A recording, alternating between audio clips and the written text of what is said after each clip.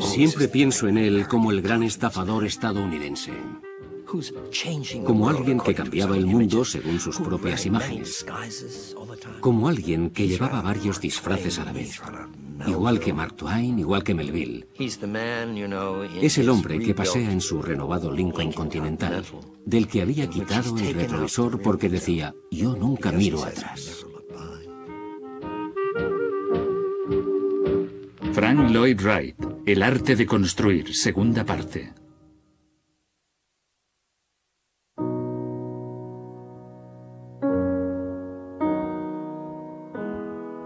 En 1929, Frank Lloyd Wright tenía 62 años y su larga y turbulenta carrera parecía haber llegado a su fin. Los clientes adinerados ya no llamaban a la puerta de su estudio. Los arquitectos jóvenes le consideraban una vieja gloria y su vida privada continuaba llena de escándalos. Pero en Taliesin, el magnífico hogar que se había construido en Spring Green, Wisconsin, se negaba tenazmente a admitir su derrota.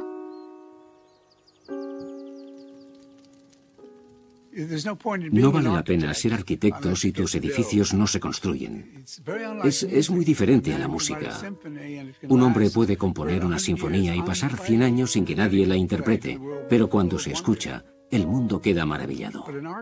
Pero los grandes proyectos y la gran cantidad de planos que dibuja un arquitecto, si nadie los construye, acaban convirtiéndose en polvo. No interesan. Nadie los construirá después de su muerte. Por eso Frank deseaba ardientemente verlos realizados.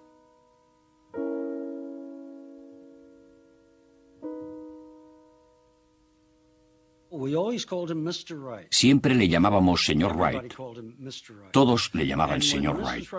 Y cuando la señora Wright se refería a él, ella decía, el señor Wright dice esto o aquello. No decía Frank dice tal o cual cosa. Había muy pocas personas en su entorno que le llamasen Frank. Después de más de 20 años de desavenencias familiares, por fin Frank Lloyd Wright se había asentado. Su tercera esposa, Olgivana, una seguidora del maestro espiritual ruso Gurdjieff, era una mujer recta, disciplinada.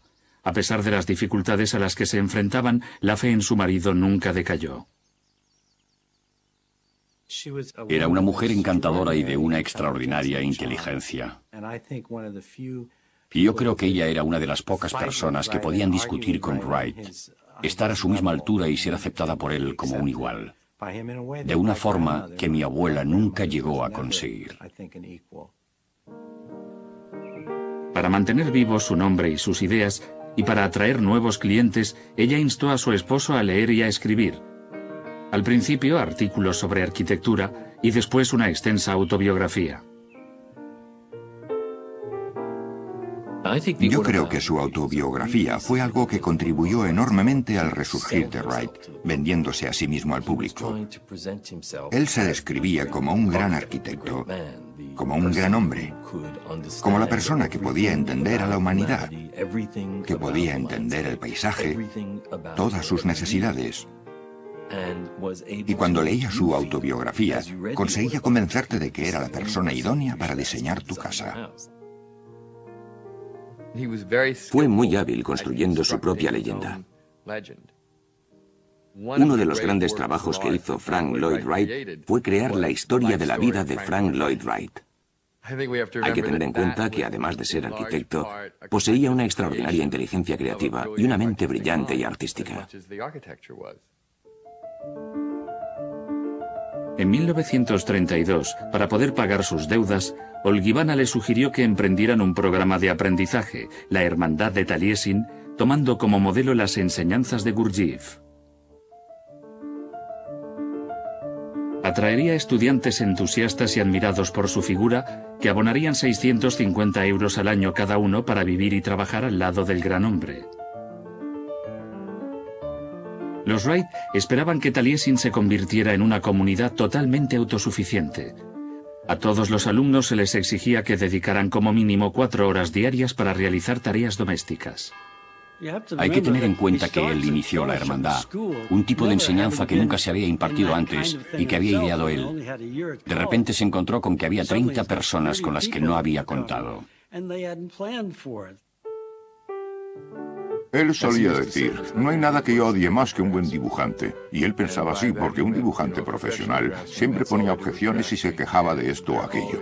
Todos los jóvenes estaban entusiasmados. Allí nadie decía, oh, así no se puede hacer. No, no es posible. Oh, no, señor Wright, así no funcionará. No, nada de eso. Todos decían, es magnífico. Todos ellos creían que Wright era un genio y que el hecho de vivir diariamente en contacto directo con aquel genio les convertiría en triunfadores. Se vivía una atmósfera de excitación intelectual que nunca he visto en ninguna otra institución, que era realmente incomparable.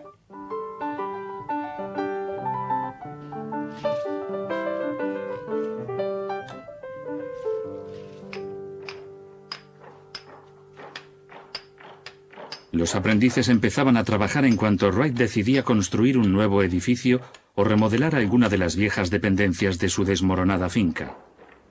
Los críticos decían que en su escuela no se impartía una instrucción formal, que Taliesin era una plantación moderna donde los estudiantes eran poco menos que esclavos y satisfacían todas las necesidades de su amo. Pero Wright insistía, aprendían trabajando. La auténtica experiencia era estar en su presencia. Verle respirar ya era suficiente. Yo creo que eso es algo normal en todos los grandes hombres. No enseñan de manera formal, solo tienen que estar allí. Ellos se sentían felices por estar en su presencia. Eran afortunados por oír el sonido de su voz, por oír sus prédicas, por disparatadas que algunas de ellas pudieran ser. Era muy importante ayudar en la cocina. Era muy importante el trabajo de limpieza y barrer. Era importante realizar el trabajo de la granja. Era importante que te dedicaras a componer música y actuar y leer poesía los sábados por la noche. Todo eso era importante para mi abuelo, tanto como trabajar en la mesa de dibujo.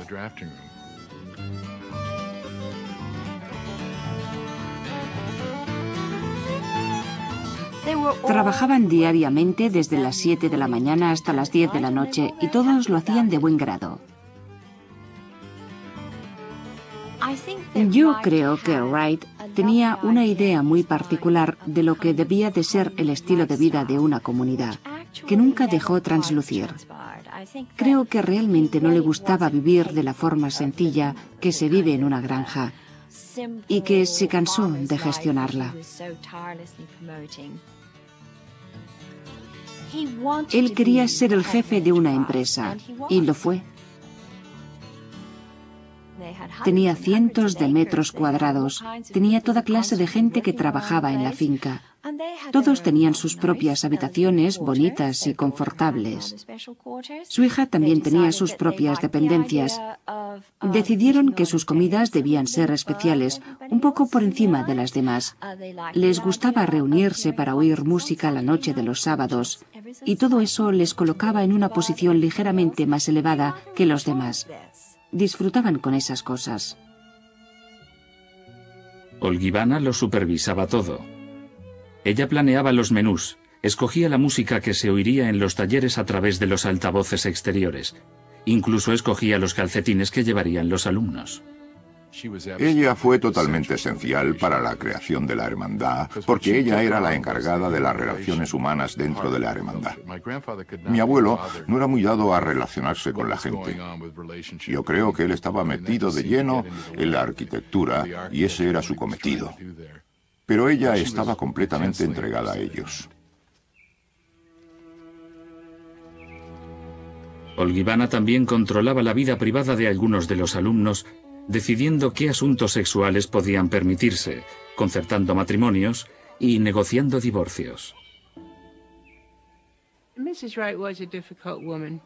La señora Wright era una mujer difícil.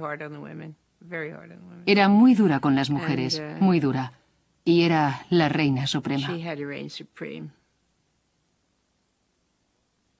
Una alumna recuerda que la señora Wright era la abeja reina que mataba a cualquiera que no le fuese útil. Tanto mi abuelo como mi abuela inspiraban miedo a la vez que amor y admiración. Las consecuencias que tenía el hecho de desagradar a cualquiera de los dos era el exilio en la oscuridad. Taliesin no era una escuela convencional donde la graduación es motivo de felicitaciones. Cuando te graduabas volvías al exilio. Era uno de los peores aspectos de Taliesin, creo yo, que cuando te ibas nadie te bendecía. Era porque habías fracasado. Wright quería ser el jefe. Wright creó una situación en Taliesin donde él era el cacique rodeado por sus seguidores, rodeado por su ejército, y se veía a sí mismo como un ejército en estado de sitio. El resto del mundo estaba equivocado. El resto del mundo no les entendía. Ellos estaban en el buen camino. El maestro siempre tenía razón. No era una situación civilizada, era heroica.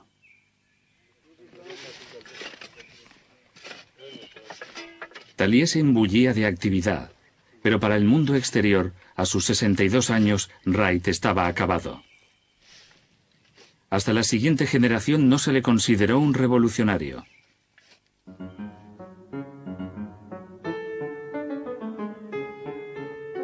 Ahora, el foco de atención estaba en Europa, en los arquitectos radicales del estilo internacional.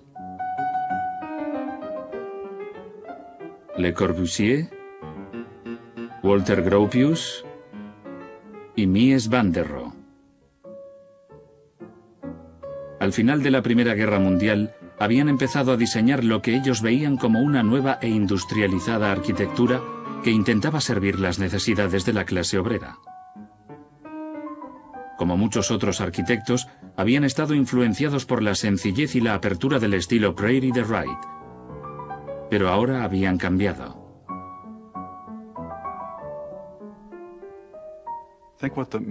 Yo pienso que lo que intentaban hacer los modernistas, la escuela internacional, era principalmente crear una auténtica arquitectura de masas. Una arquitectura que serviría a la gente en el más amplio sentido, y con ello crearían un espacio que expresaría lo que iba a ser el siglo XX, una época democrática y una experiencia para todo el mundo. Vieron que el mundo iba a cambiar en todos los aspectos. Y se lanzaron. Adoptaron nuevas tecnologías y todo lo que ello simbolizaba. Dejarían de utilizar madera y piedra, que veían como materiales pasados de moda. Utilizaban mucho más vidrio, mucho más metal. Los modernos edificios europeos parecían flotar. Se sostenían sobre delgadas columnas. Estábamos en el siglo XX y nos sentíamos muy orgullosos de ello. Con el siglo XX empezó la gran nueva era de las máquinas del sistema industrial. Todos creíamos en las máquinas. Pero él no lo veía así. Él era un hombre que creía principalmente en el trabajo. Él utilizaba las manos del hombre para colocar una piedra encima de otra. Nosotros no le consideramos como un arquitecto equiparable a Le Corbusier y a Mies, porque él era diferente. No era un arquitecto convencional.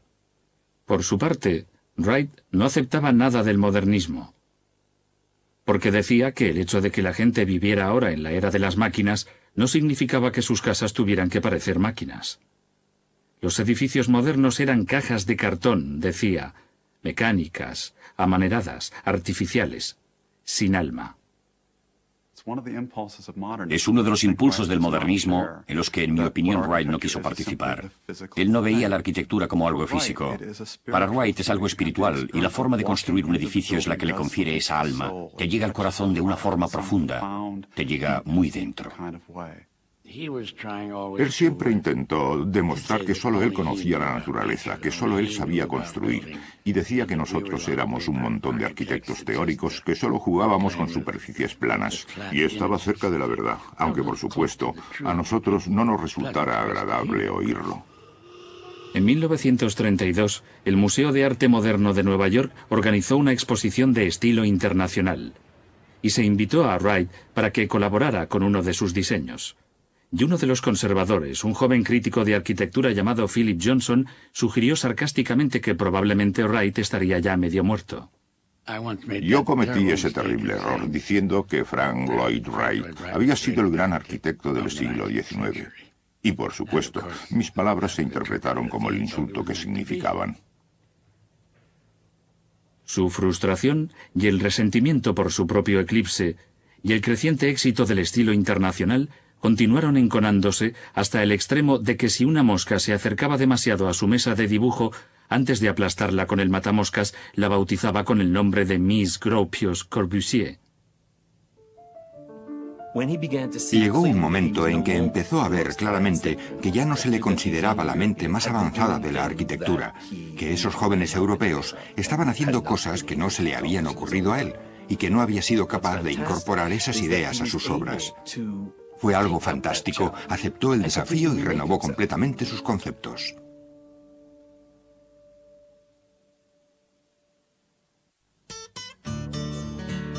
Uno de los primeros alumnos de Wright había sido Edgar Kaufman, hijo del acaudalado propietario de un almacén de Pittsburgh. A él no le interesaba demasiado la arquitectura, pero su padre estaba fascinado por Frank Lloyd Wright. Y en 1934 le pidió que diseñara una casa de retiro para su familia cerca de una bonita cascada situada en un pequeño arroyo llamado Bear Run al oeste de Pensilvania.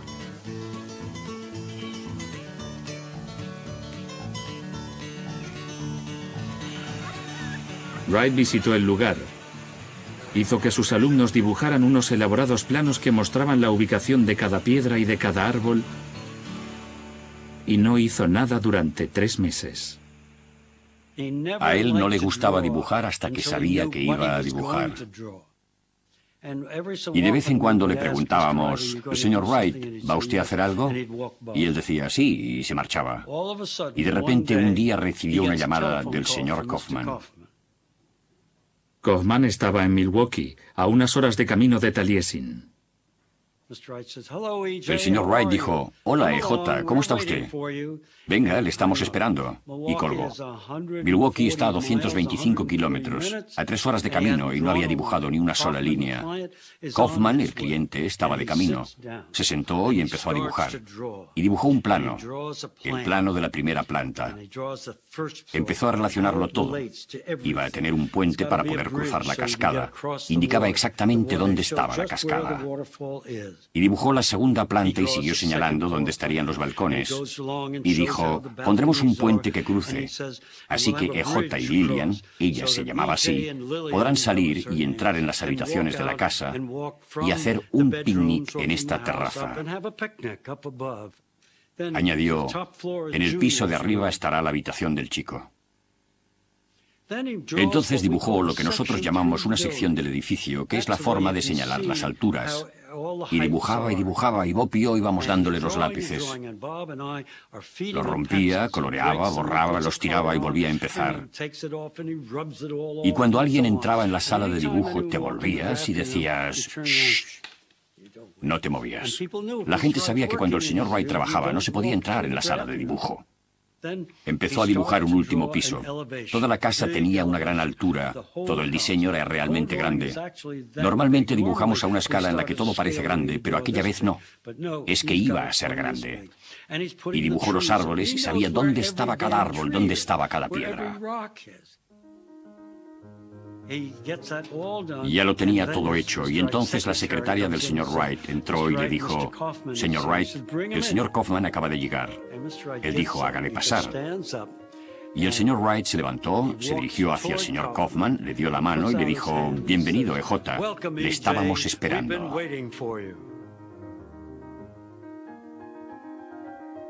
Wright llamó a su edificación la Casa de la Cascada. Se convirtió en la casa más moderna del mundo. Y la había diseñado en menos de 3 horas. Wright le preguntó a su cliente, ¿dónde acostumbra usted a pasar el tiempo cuando está en su finca? Y él le dijo, nos gusta hacer un picnic en esta roca. Y entonces, ¿qué hizo? Construyó la casa sobre aquella roca y se quedaron para siempre sin su espacio para el picnic. Aquella roca apenas se ve. Tienes que bajar al arroyo y los bichos te comen vivo. Pero levantas la vista y ves la obra maestra del señor Wright. Y realmente lo es. La casa de la cascada es, entre otras cosas, una hermosa respuesta al sitio en la que se levanta. En vez de estar situada en un claro, sobre un terreno llano cubierto de hierba, sale de una roca. Está anclada a la roca.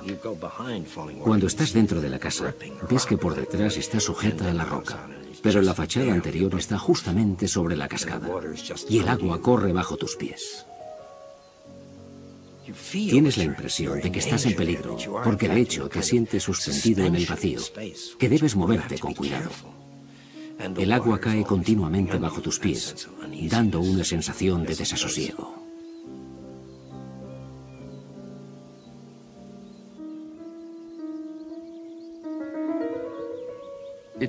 Es una casa extraordinaria. Esos planos flotantes sobre la cascada, su dramática estructura, su espacio dramático y la increíble serenidad que confiere.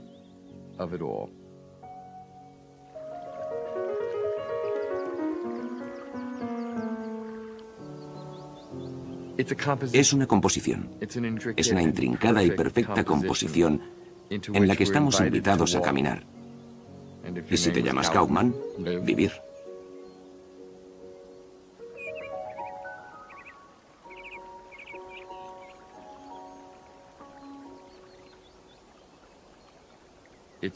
Es como si él hubiera dicho, bien, europeos, ¿queréis hacer las cosas de esta forma? Pues yo os enseñaré cómo se hacen. Y entonces recoge algunas de sus ideas, las integra en sus propias ideas y realiza algo brillante y hermoso, como nadie ha hecho jamás. Él intentó demostrarnos a todos que aunque odiaba y siempre odió los tejados llanos, como se puede comprobar, sabía hacerlos. Vamos a hacer uno de esos tejados planos. Voy a demostrárselo. Y lo hizo.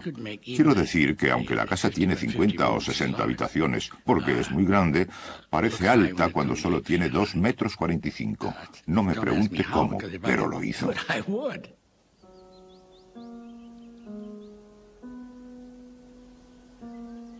La gran arquitectura, como cualquier otro tipo de arte, a la larga te lleva a un lugar en que las palabras no la expresan. Y la Casa de la Cascada lo hace de la misma forma que lo hace la Catedral de Chartres.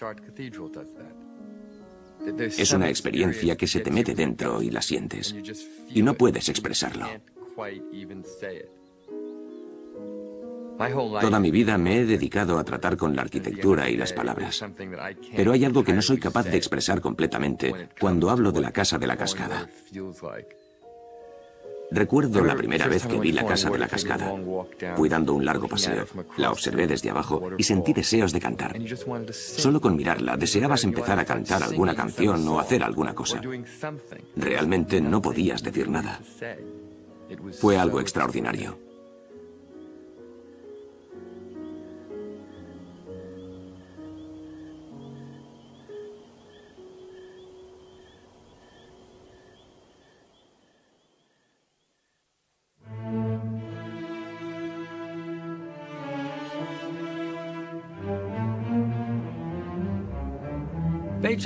La novena sinfonía de Beethoven es la culminación de sus 9 sinfonías. Y es la más fuerte, la mejor coordinada, y por supuesto él introduce el coro en el mismo momento que llega al final, al punto final. Yo pienso a menudo que el edificio Johnson Wax fue su novena sinfonía. En 1936, Wright consiguió un nuevo cliente. Era Herbert Johnson, presidente de la próspera firma Johnson Wax Company of Racine de Wisconsin, que buscaba a alguien para que le construyera un nuevo edificio de oficinas. Era el primero de una gran cantidad de encargos que Wright conseguiría en los años siguientes. Él estaba jubilado. Toda la energía que había reprimido, recuerda Wright, la empleé en la realización de aquellos planos. Las ideas acudían rápidamente y las plasmaba en el papel.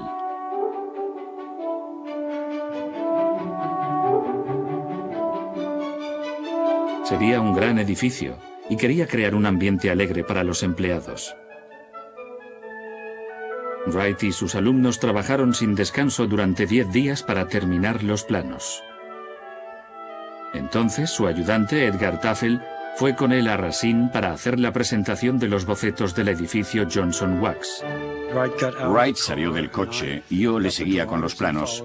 Y entonces se detuvo, se volvió hacia mí y dijo, dame los planos. Se los puso bajo el brazo y dijo, un arquitecto debe llevar sus planos, y nos fuimos. Y el señor Wright habló como un predicador, como no le había oído hablar jamás. Estuvo hablando durante 1 hora y media.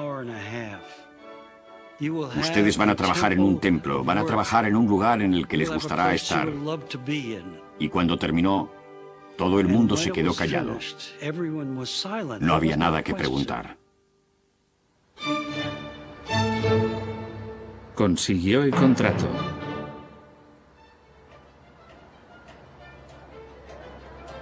Wright quería construir el edificio Johnson Wax en las afueras de Racine, que él consideraba un lugar inadecuado. Herbert Johnson no lo aceptó. No quería salir de la ciudad, que siempre había sido su compañía. Como Wright insistía, Olgivanna le dijo, hazlo como ellos quieran, Frank, o perderás el trabajo. Finalmente, Wright cedió en parte. La compañía permanecería en su ciudad, pero el edificio no tendría ventanas. Wright quería incorporar 2 innovaciones al edificio Johnson Wax. Tubos especiales de cristal Pyrex para las luces del techo que tendrían que fabricarse expresamente, y el cielo raso se sostendría mediante columnas huecas y reforzadas, asombrosamente estrechas.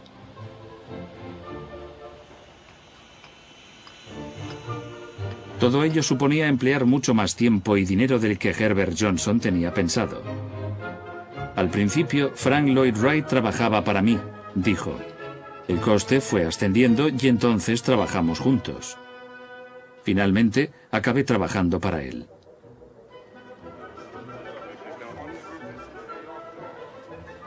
Las columnas dieron algunos problemas. Los inspectores del Estado insistían en que no era posible que sustentaran el peso que suponía el diseño de Wright. Sintiéndose insultado, el arquitecto insistió en demostrarlo públicamente.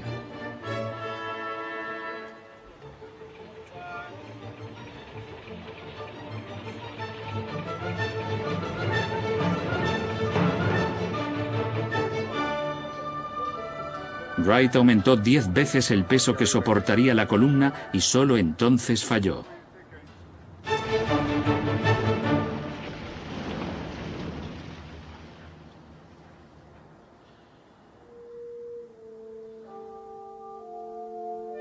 Mi edificio preferido de Wright es el gran edificio de oficinas de la Johnson Wax de Racine. Lo que él hizo era algo no visto en ningún otro edificio del mundo. En el mundo de los negocios hay muchas oficinas, ¿no? Deben tener ciertas medidas, deben tener ventanas al exterior, y así son la mayoría de ellos, tienen un ascensor. Este es el programa americano normal. Construyame un edificio de oficinas. ¿Y qué hizo él? Construyó un palacio, construyó una iglesia. Construyó algo grande. Quizás hoy siga siendo el mejor espacio de los Estados Unidos. Aún lo es.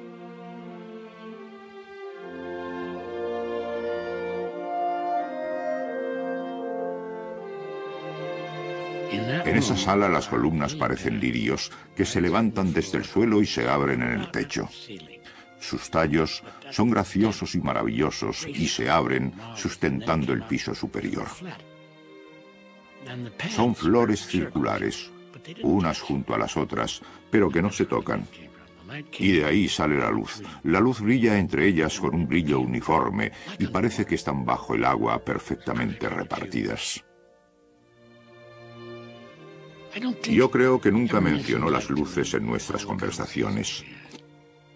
Él hablaba de lo orgulloso que estaba de la estructura de hormigón. Pero eso no es nada. Cualquiera puede construir con hormigón. Llamas a alguien por teléfono y le dices, necesito que me hagas unas columnas en forma de lirio. Pero el genio sabía el efecto que producirían las luces y que con los lirios crearían una imagen única. Wright decía que a él le gustaría poder trabajar en el claro de un pinar, al aire libre e iluminado por la luz del sol. No, yo creo que es la clase de lugar que tiene una tranquilidad y una exuberancia especiales, con un ambiente realmente encantador. Para mí eso es arquitectura y lo máximo en arquitectura. Crear un espacio en el que te encuentres como en un lugar de culto, sin ningún ajetreo. Sientes la maravillosa sensación de que estás en el espacio.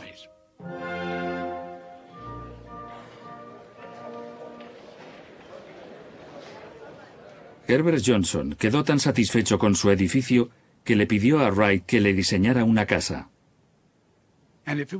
Ser alumno de Frank Lloyd Wright era muy emocionante, e igualmente lo era ser cliente suyo, porque una vez tras otra ponía a su cliente al borde de un ataque de nervios, porque los costes siempre se excedían. Todo parecía ir mal, nunca tenía los planos a punto, nada era tal como se creía que iba a ser en principio.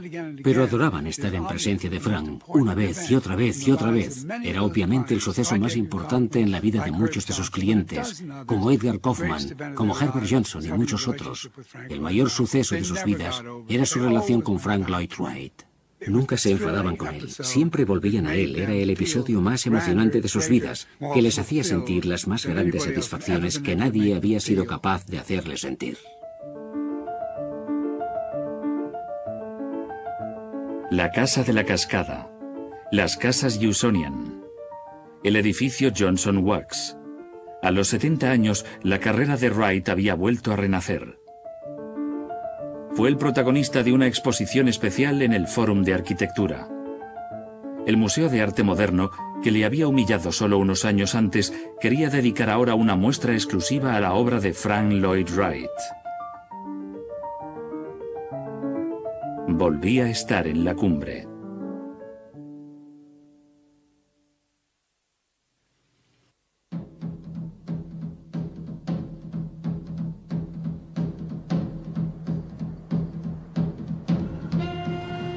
Al finalizar la guerra, la economía estaba en auge y la demanda de nuevos edificios fue mayor que nunca.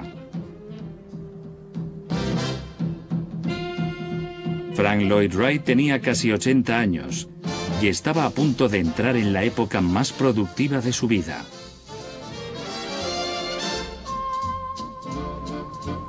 Durante los próximos 15 años, Wright y su hermandad volvieron a dibujar bocetos y planos para más de 350 edificios. Algunos no llegaron a construirse, algunos no se terminaron hasta después de su muerte, pero todos fueron provocativos y controvertidos, y todos tenían el sello inconfundible de Frank Lloyd Wright.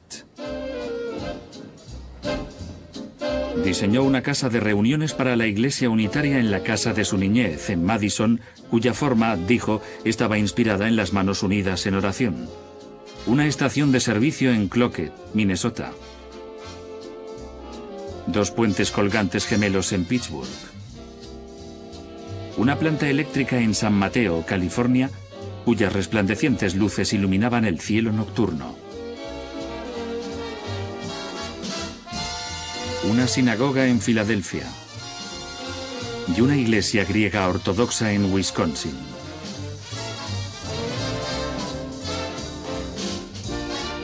Un enorme centro cultural para construir en Bagdad, en medio del río Tigris. Un rascacielos para Chicago de 1.600 metros de altura que albergaría más de 100.000 personas que subirían y bajarían en ascensores movidos por energía atómica.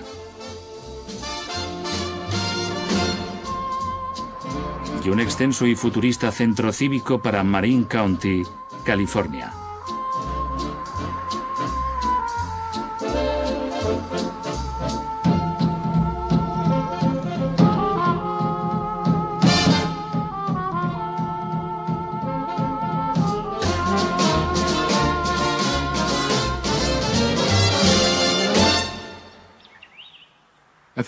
Yo creo que por su actividad, por todos esos diseños que realizaba continuamente, podríamos compararle a Beethoven. Beethoven, al final de su vida, no oía la música. Él no podía sentarse y tocar una melodía o cualquier otra obra. Él la componía sin poder oírla y aún así sabía lo que había escrito, la oía en su mente. Él sabía de la misma forma que mi abuelo. Él podía idear cualquier cosa y podía formularla dentro de su mente y luego trasladarla y dibujarla en un papel, de la misma manera que Beethoven escribía las notas en el papel y componía esas grandes sinfonías. Cuando le preguntaban cómo podía concebir y visualizar todos aquellos proyectos diferentes, el mayor número de toda su carrera, Wright sonreía y decía: no puedo visualizarlos tan deprisa como quisiera. Wright nunca se puso límites. La mayoría de nosotros, supongo, pensamos que llega un momento en el que podemos encasillarnos. Pero como Wright tenía una especial visión de cómo debía vivir un artista creativo, nunca se marcaba límites. Y aunque era un hombre mayor, nunca se le ocurrió que podía dejar de pensar, que podía dejar de trabajar, que podía dejar de inventar, que podía dejar de imaginar, que podía dejar de ver su vida a través del prisma de su acusada sensibilidad.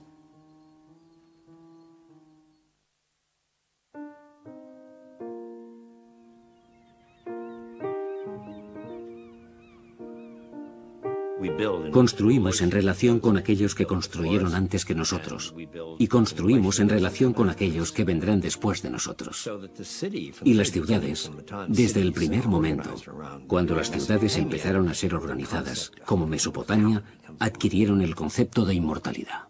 Gilgamesh es el rey de una ciudad y decide que la única inmortalidad que conseguirá será a través de los edificios que construya en la ciudad. ¿Entienden lo que quiero decir? Porque con la ciudad extendemos los límites normales de nuestra vida, entablando una conversación entre el pasado y el futuro.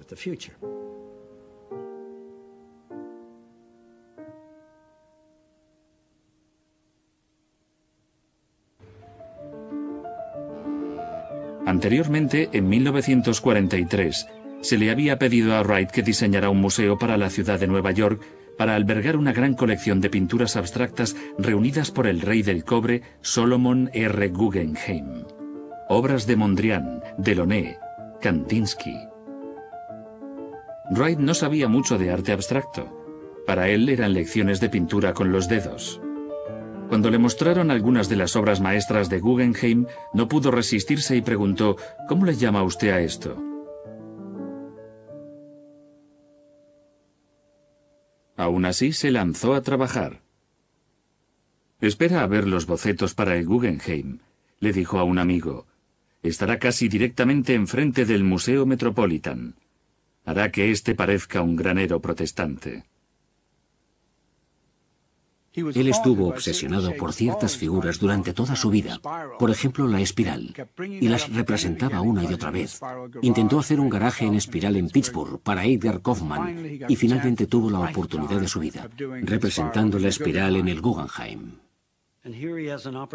Y se le ofrece la oportunidad de hacer un museo en la Quinta Avenida de la ciudad de Nueva York. Creo que él había estado esperando desde siempre algo de esta naturaleza. Pero el Guggenheim se convirtió en el encargo más difícil de su vida. Durante 13 años, Wright estuvo luchando para conseguir construir su museo. Él y Guggenheim discutían por el elevado coste de la construcción, que rápidamente ascendió de 750.000 a 2 millones de euros. Entonces Guggenheim murió y sus herederos decidieron despedir a Wright y contratar a otro arquitecto. La administración rehusó aprobar el poco ortodoxo diseño de Wright. Desesperado, se dirigió al hombre que se encargaba de las grandes construcciones de la ciudad de Nueva York, Robert Moses. «No me importa cuántas leyes tengan que violar», dijo a los funcionarios, «quiero que el Guggenheim se construya». Por fin, en 1956, empezó la construcción de los cimientos en la esquina de la calle 89 con la Quinta Avenida.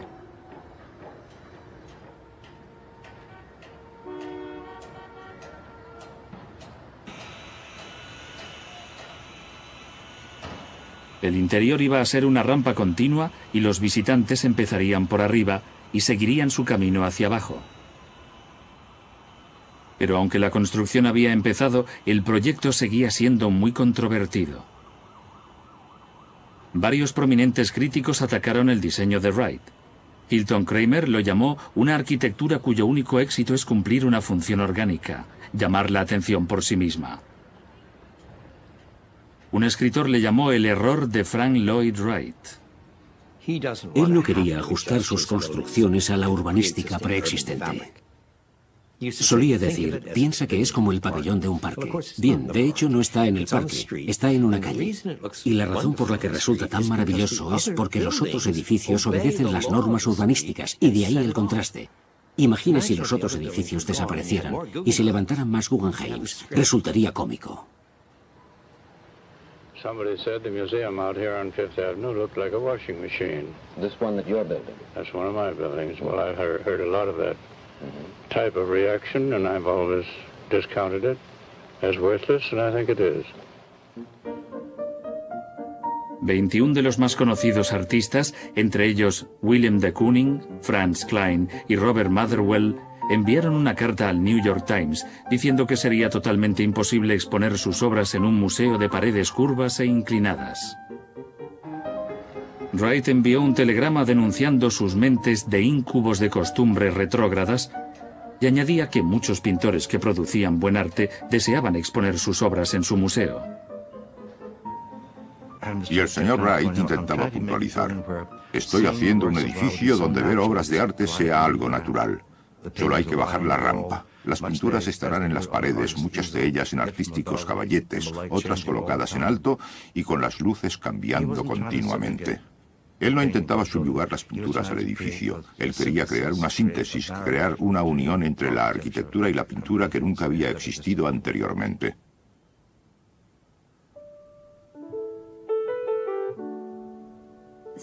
Seis meses antes de que muriera, alguien le hizo una foto en la azotea del Museo Guggenheim. Todavía estaba allí, el andamio, y él estaba de perfil. Y le ves con su sombrero de galleta y... es un hombre en la cima del mundo. Y casi tenía 92 años. Es una imagen suya que yo no puedo quitarme del pensamiento, y para mí es el Wright esencial.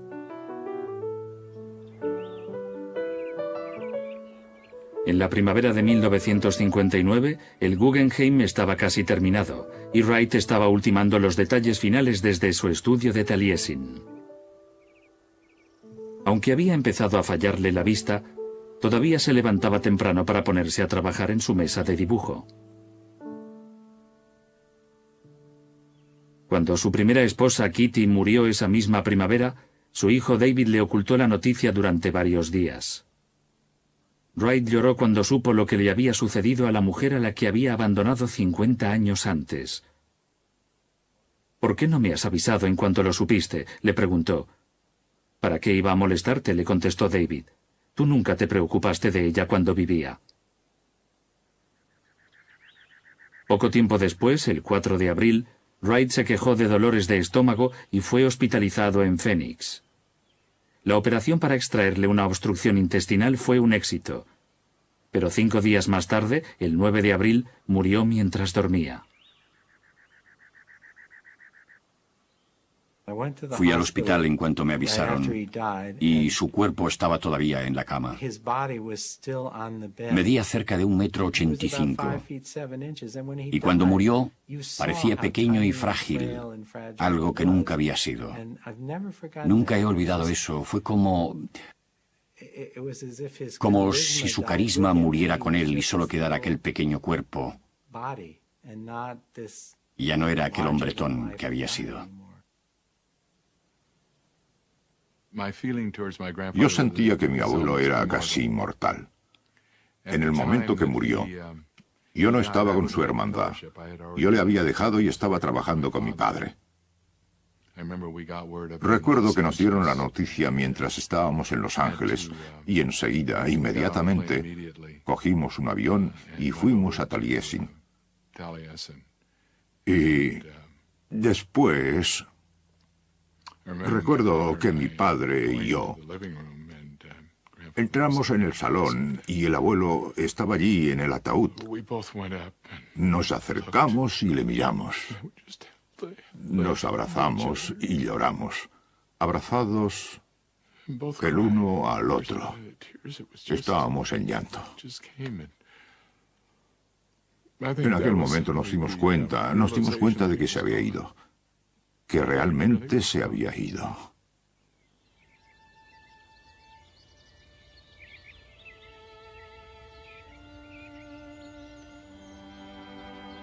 Sus discípulos cargaron su féretro en una furgoneta y le llevaron durante 28 horas por las calles de Wisconsin, siguiendo el mismo recorrido que Wright había hecho siempre.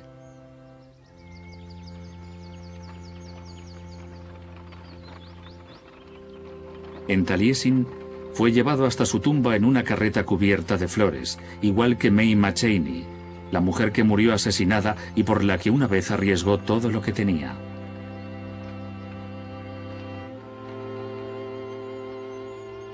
Siguiendo sus deseos, le enterraron a pocos metros de ella y cerca de su madre, la mujer que predijo que estaba destinado a ser grande.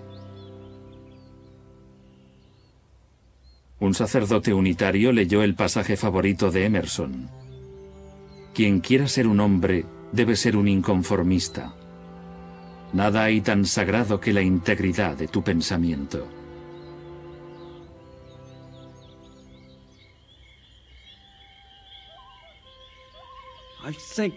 Yo creo que no pensaba mucho en el más allá, pero hay un pasaje en su autobiografía en donde habla de sus últimos días.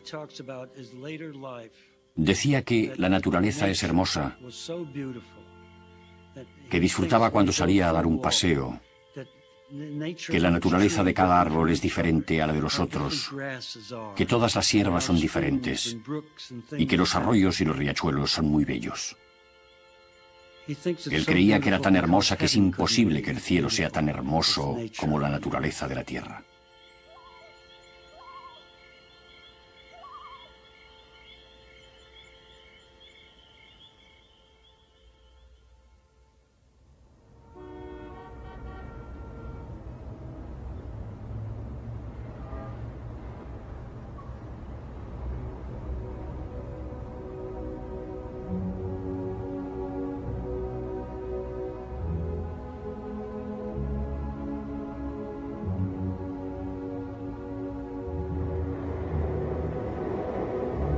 El 21 de octubre de 1959, 6 meses después de la muerte de Frank Lloyd Wright, el Museo Solomon R. Guggenheim se abrió al público.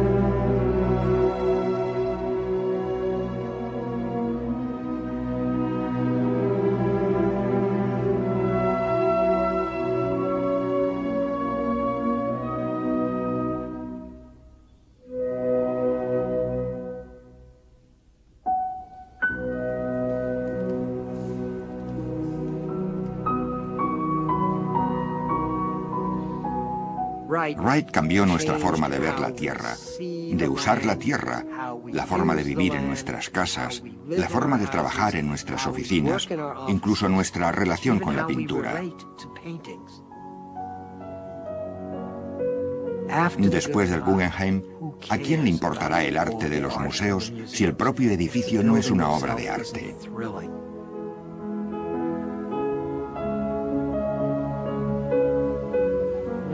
¿Para qué sirve el arte? El arte es de alguna forma una especie de conexión espiritual, una conexión a algo más grande que nosotros mismos, una conexión a algo que no podemos describir enteramente o expresarlo con palabras.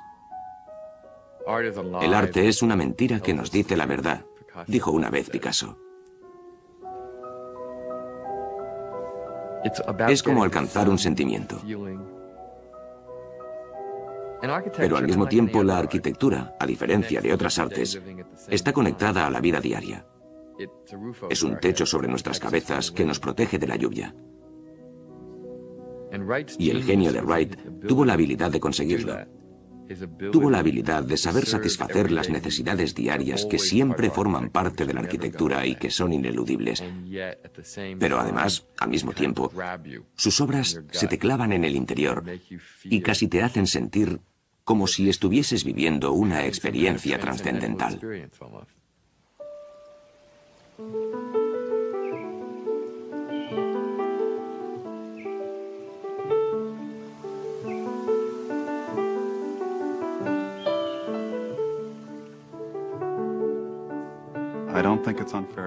Y yo no creo que sea injusto decir que nunca ha habido un arquitecto americano que haya hecho tanto para conmover al mundo, que haya hecho tanto para realizar su visión de lo que debe ser la perfecta arquitectura como Frank Lloyd Wright.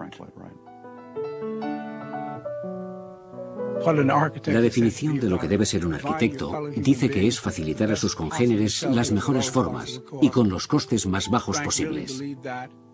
Frank realmente creía eso, y cuando hacía aquellos templos, sus ambiciosos templos, verdaderos templos, como la sinagoga, o el templo unitario de Oak Park, y otros templos del arte como el Guggenheim, era capaz de representar ambas cualidades de la arquitectura, y aparte de su arrogancia, creaba algo desprovisto de todo egoísmo.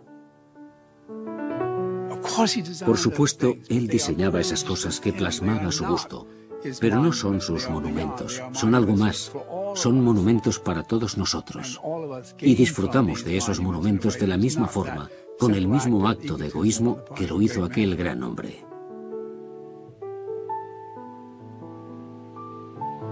I want you to give, if you will, the answer to just one more question. Are you afraid of death? Not at all. Do you Death is a great friend. Do you believe in your personal immortality? Yes. You believe Insofar as I am immortal, I will be immortal. To me, young has no meaning. It's something you can do nothing about. Nothing at all. But youth is a quality, and if you have it, you never lose it. And when they put you into the box, that's your immortality. Mr. Wright, I thank you for spending this hour with us. Well, you're welcome. I hope it's been of some interest. It has indeed. To whoever's been listening, but I don't know.